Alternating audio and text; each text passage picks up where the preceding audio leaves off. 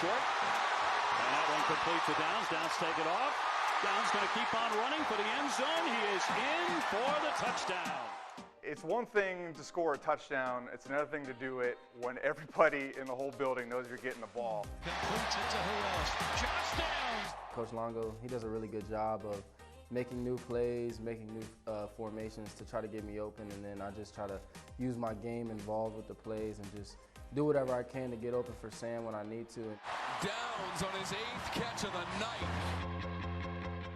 I've seen some of your pregame routine, like the hand fighting, like you put a lot of time into those little details. Like, where does that come from?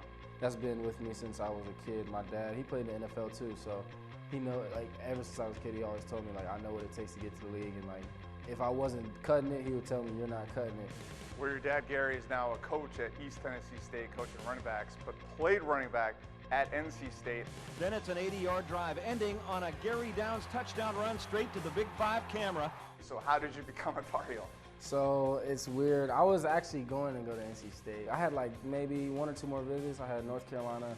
I can't remember if I had another school, but it was really North Carolina because my uncle Dre Bly had just got hired here with Mac Brown. Came up here again on my 2nd visit, and it just opened my eyes differently than it did the first time. Even though first time I liked it, second time it really, I was like, yeah, this is my home. And at first my dad was not really, he was kind of sad about it because he was like, dang, he's picking my rival school over my alma mater. But in the end, he knew it was the best decision for me. Your dad told me about a dream that he had last season when you weren't playing a lot. I said, just hang in there. I've seen it already where you're getting the ball a ton, and I've seen it where the crowd is chanting, they weren't chanting his name, they were chanting Jordan, you know, sort of symbolism and dreams. And in some ways that's kind of come true this season with the year you're having. Do you have visions like that too? If I feel something's gonna happen, like I felt like I was gonna really go off against Virginia, and I did. Looking long, looking for the end zone, trying to strike. A dive into the end zone, but he went through the end. That's a touchdown. Now I see the crosses that you have on your cheeks in warm-ups. What role does faith play in your life? I put the crosses on my face, kind of like knowing that He's with me, knowing that God's with me. Like every time I score, I usually point to heaven. That's not really like I mean to do it. It's literally just like first thing that comes to mind is thank you God when I score. Josh Downs, touchdown Carolina. Do you have a favorite verse or story? My favorite verse right here, Joshua 1:9. Have I not commanded you, be strong and courageous, for the Lord your God is with you wherever you go.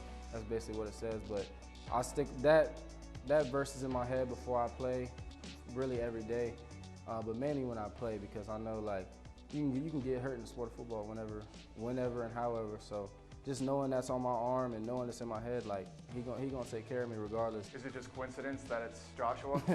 It is a coincidence, but that is my favorite verse, but not because doesn't hurt. You've had this amazing statistical season, but you're still just a true sophomore. What's left for you to accomplish here at UNC?